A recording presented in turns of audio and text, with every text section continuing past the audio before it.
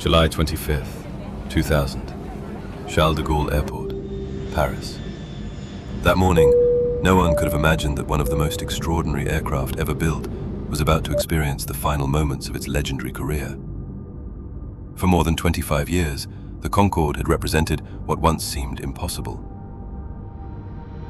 It cruised at over 2,180 kilometers per hour, nearly twice the speed of sound. It was the aircraft of heads of state, celebrities, and some of the world's wealthiest business leaders.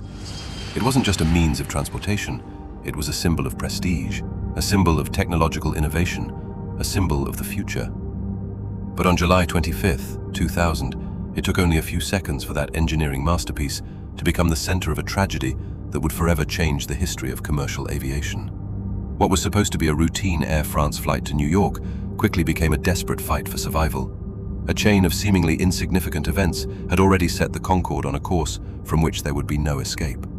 At 4:42 p.m., Air France Flight 4590 slowly began taxiing toward runway 26R at Charles de Gaulle Airport. Everything appeared completely normal. The crew performed the final checks. The passengers had no idea they were about to become part of one of the deadliest accidents in aviation history.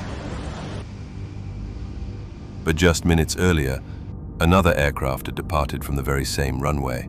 Without anyone noticing, it left behind a small strip of titanium, just a piece of metal, small enough to go completely unnoticed, yet within the next 60 seconds, it would change aviation forever.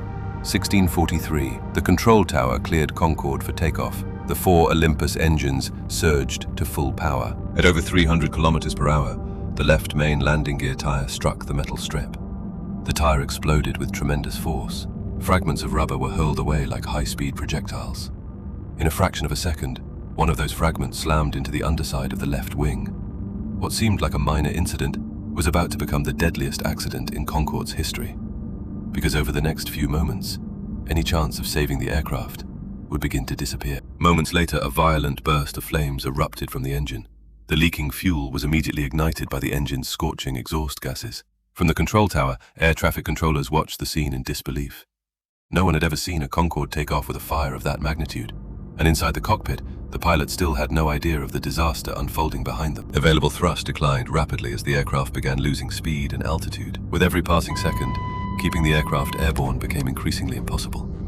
Inside the cockpit, the captain fought desperately to keep the nose up.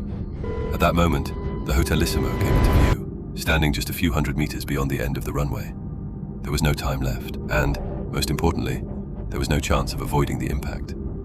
At 4:44 p.m., just 2 minutes after beginning its takeoff roll, the Concorde crashed violently into the hotel.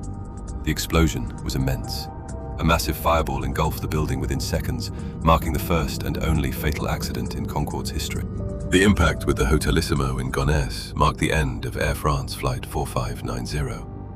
Within seconds, all 109 people aboard the Concorde and 4 people on the ground lost their lives. The tragedy sent shockwaves through the aviation world. Investigators discovered that it had all begun with a thin strip of metal left on the runway just minutes before takeoff. A seemingly insignificant piece of debris had triggered a chain of events that could no longer be stopped. For the first time in its history, the Concorde suffered a fatal accident. The entire fleet was immediately grounded. Although significant technical modifications were introduced, public confidence never fully recovered. 3 years later, in 2003, the Concorde completed its final commercial flight. It marked the end of the world's fastest passenger airliner, an aircraft capable of crossing the Atlantic in just over 3 hours, a masterpiece of aeronautical engineering. But it also became a reminder that sometimes a single piece of metal is enough to change the course of aviation history forever.